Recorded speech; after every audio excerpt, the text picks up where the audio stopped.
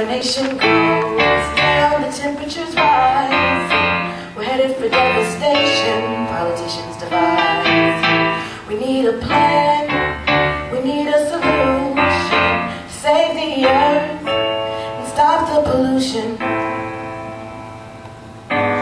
Whoa.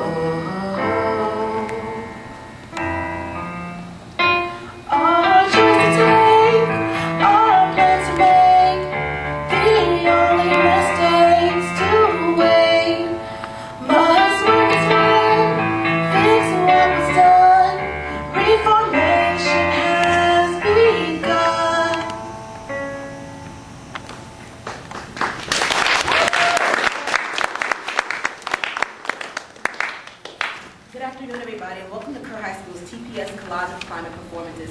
I'm Destiny Cannon, and I'll be your MC for tonight. Might I remind everybody to please turn their cell phones off or on silent. Tonight, we're going to show a variety of performances based on the theme of climate adaptation and climate awareness.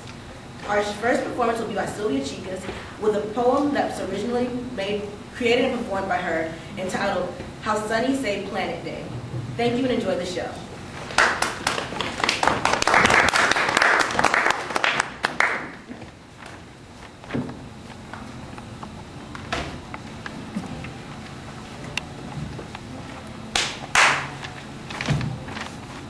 Hello, girls and boys.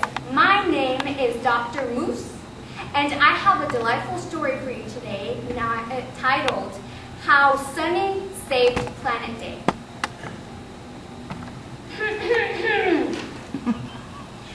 Every clean down in Shinemouth liked cleaning a lot, but Sonny, the slovenly slouch who lives south of Shinemouth, did not. Sonny hated cleanliness. Everything in his house created mess. His car ran on thrice the gas that it should. His muffler puffed smoke like a chimney stack would. Worst of all, Sonny wasted a lot. Toilet paper, water, electricity, all to rot. Sonny wasted and wasted and wasted and wasted. He even threw out food he barely even tasted. Nobody in Shinemouth knew why Sonny was so. Perhaps his brain, like his body, was just too slow. Or maybe Sonny was just too lazy to understand how polluting was just crazy. Everyone in Shinemouth got praise for their environment, except Sonny, who thought it a horrible compliment. Oh, and what he hated most was Planet Day, that wretched planet-loving, tree-hugging holiday. On that day, once a year, the Plains came together to celebrate their city's beach. And every year, the angry Sonny tried to forget what he'd seen. But this year, the Cleans were planning something big, something huge. They wanted to win over the wasteful old Scrooge.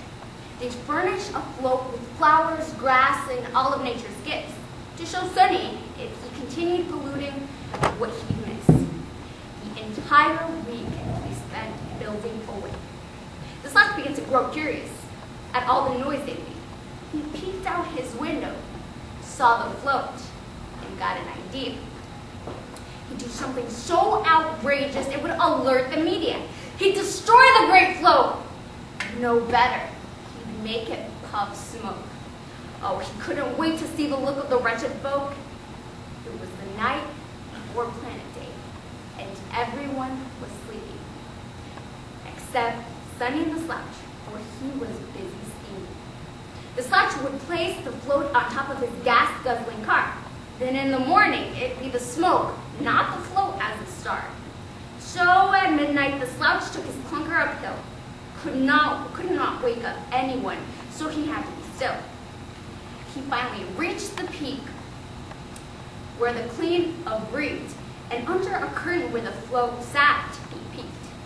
So he carried the hefty creation and placed it on top of his vehicle. The thing was so huge, the car was not sealable. Sonny stepped back and took a long look at his evil creation. He couldn't help getting an excited stomach bubbling sensation. He waited there till sunrise. He waited for them all. He didn't want to go downhill. He was so lazy after all. All the Cleans woke up extra early on Planet Day. One by one, they all came out to start the parade. There was music and fun and food and brotherhood. Everyone, all all together, celebrating their planet's livelihood. Sonny couldn't remember feeling like this for a while. For a second. Just a second. The cleanliness made him smile. But Sonny was stubborn. He continued with his plans to defile. Finally, it was the big event. What everyone had been waiting for. Especially the Slouch, who knew what they had in store. And now, Mayor Clean shouted into a microphone, I'd like to present this float to Sonny the Slouch, he said in a delightful tone. Sonny's eyes grew wide, and his mouth hung real low. He could not believe they had done so. This gift was so magnificent, it was one Sonny could not believe. His joy remained until he remembered his gift to the Cleans would not be well received. He had to think quickly, and he had to scurry. He got an idea, and to the stage he did scurry. Just before they turned on the car and the chimney smoke, Sonny did something magnificent, and to everyone he spoke. I am Sonny, and to thank you for the gift, I have decided to clean my house and no longer spawn filth. Everyone was shocked. Their plan was a success. And with a great uproar, they stood up in respect. All cheered and ran on stage in applause. They all completely forgot about the float, not unleashing the hidden smoke it stored. Sonny had succeeded, and it wasn't just his plan. Those clean folk had made Sonny the happiest in the land. Together they finished the rest of Planet Day off, and Sonny, afterwards, returned to his dirty loft. He cut up all the things that created waste in his home. He cleaned every ounce of pollution that in his house roamed. He took out all the recyclables, and in a box they all went. But best of all, it was the clunker the most change underwent. The old chimney muffler worked cleanly. It created less smoke and even ran on energy from the sun. He also fixed it so it wouldn't run on thrice the gas. And was surprised to find out the old thing could actually still run fast. With the final touch, Sonny took the float the Cleans had made, and on Sonny's new vehicle, the whole thing now lays. So, my dear listeners, what parallel does the story tell?